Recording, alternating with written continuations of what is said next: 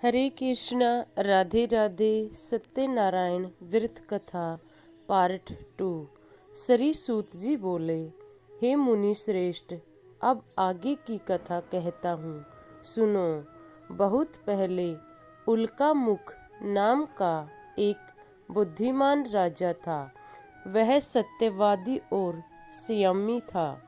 वह प्रतिदिन पूजा पाठ और गरीबों की मदद करने में लगा रहता था।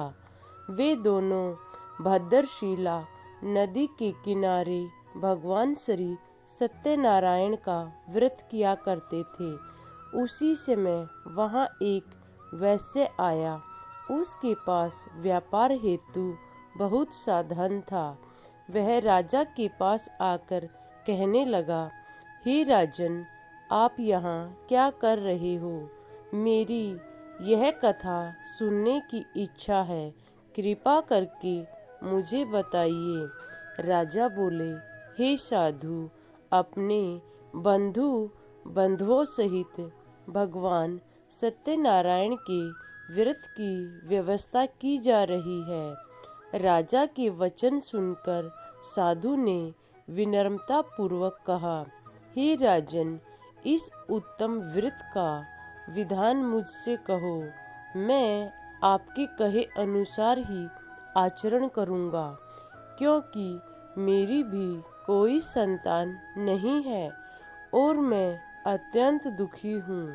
राजा से सब विधान सुनकर साधु व्यापार से निवृत्त होकर आनंद पूर्वक अपने घर आ जाता है। साधु ने अपनी पत्नी से संतान देने वाले व्रत का समाचार सुनाया और कहा, जब हमारे यहाँ संतान होगी, मैं भी इस व्रत को करूँगा। एक रोज उसकी पत्नी लीलावती अपने पति के साथ आनंदित हो सांसारिक धर्म से प्रवृत्त हुई। भगवान सत्यनारायण की कृपा से वह गर्भवती हो गई। 9वें मास उसने एक सुंदर कन्या को जन्म दिया। इस कन्या का नाम कलावती रखा गया। वह शुक्ल पक्ष के चंद्रमा की भांति बढ़ने लगी।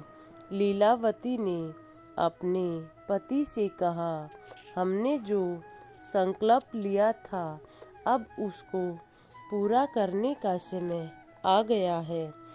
इस पर उसके पति ने कहा, प्रिय, मैं सत्यनारायण व्रत कथा इसके विवाह पर ही करूँगा।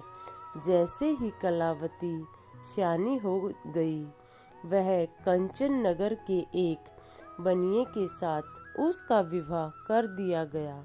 वह विवाह के समय भी भगवान सत्यनारायण का व्रत करना भूल गया। इस पर भगवान सत्यनारायण रुष्ट हो गए और उन्हें श्राप दे दिया। अपने कार्य में व्यस्त बनिया अपने दामाद के साथ समुद्र के किनारे रतनपुर नामक गांव में जा रहा था। वहां राजा चंद्रकेतु के नगर में व्यापार करने लगा। एक दिन कुछ चोर भगवान सत्यनारायण की माया से प्रेरित होकर राजा का धन चुराकर उसी स्थान पर छोड़कर भाग गए जहाँ कि दोनों सास ससुर बैठे हुए थे और राजा के दूत उन्हें पकड़ते हुए चोर के पीछे भाग रहे थे। चोर वहाँ धन को रखकर भाग जाते हैं। जब राजा के दूत धन को वहाँ देखते हैं तो वो उन दोनों को चोर समझकर पकड़ लेते हैं और राजा के पास लेकर जाते हैं। भगवान सत्यनारायण के श्राप और प्रकोप के कारण ही उसकी पत्नी लीलावती भी दारुण दुख को प्राप्त हुई। उनका घर पर रखा सभी धन चोरी हो गया। शारीरिक मानसिक पीड़ा और भूख से व्याकुल होकर उसकी कन्या कलावती दर दर भटकने लगी। अन्न की चिंता में एक रोज एक ब्राह्मण के घर पहुंची। वहां उसने भगवान सत्यनारायण की कथा सुनी और प्रसाद लेकर घर लौटी। घर आने पर लीलावती ने अपनी पुत्री से पूछा, हे पुत्री, तू इतनी देर तक कहाँ थी? तेरे मन में क्या विचार है? मुझे सच सच बता दो। माता, मैं एक ब्राह्मण के घर सर्व मनोरथ सिद्ध करने वाली कथा सुनकर आई हूँ। यह कथा कौन सी थी पुत्री? मुझे विस्तार सहित बताओ। उन्होंने बताया, भगवान सत्यनारायण का व्रत और पूजन चल रहा था वहाँ। उनके करने से सबकी मनोकामनाएं पूर्ण होती है माते। यह सब सुनकर कलावती ने अपनी माता से कहा।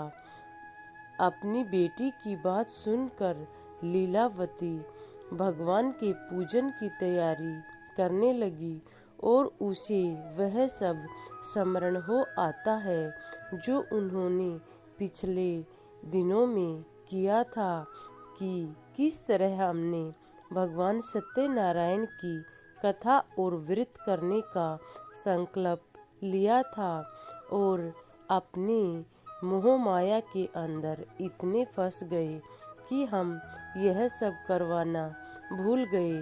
वह दुखी होती है और भगवान सत्यनारायण का स्मरण करके रोती है, कहती है, हे ईश्वर, हमें क्षमा कर दीजिए।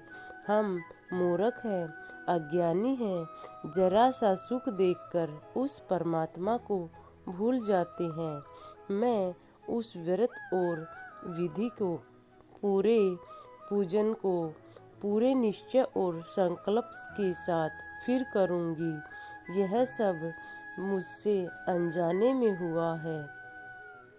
भगवान सत्यनारायण इस व्रत से संतुष्ट हो गए और राजा चंद्रकेतु को स्वप्न में दोनों बंदियों को छोड़ने का आदेश दिया। प्रातःकाल होते ही राजा ने दोनों ससुर और दामाद को कारागार से मुक्त कर दिया। उन्होंने स्नान आदि के पश्चात स्वच्छ वस्त्र धारण किए और बहुत सा धन देकर सम्मानित करते हुए विदा किया। दोनों वेश्या खुश होकर अपने घर चले गए और वहां आकर सब बातें पत्नी को बताते हैं। फिर उनकी पत्नी ने कहा, यह सब हमारे साथ इसलिए हुआ है क्योंकि हमने जो कलावती के होने से पूर्व सत्यनारायण व्रत कथा करने का संकल्प किया था वह हम भूल चुके हैं। हे स्वामी, पूरी पूजा और कथा की तैयारी करो। हम पूरी पूजा विधि और विधान से करना चाहते हैं। यह सब सुनकर ब्राह्मण और उनके दामाद भी तैयार हो जाते हैं और वे सभी मिलकर सत्यनारायण की व्रत कथा करते हैं जिससे उनकी सभी मनोकामनाएं पूर्ण होती हैं।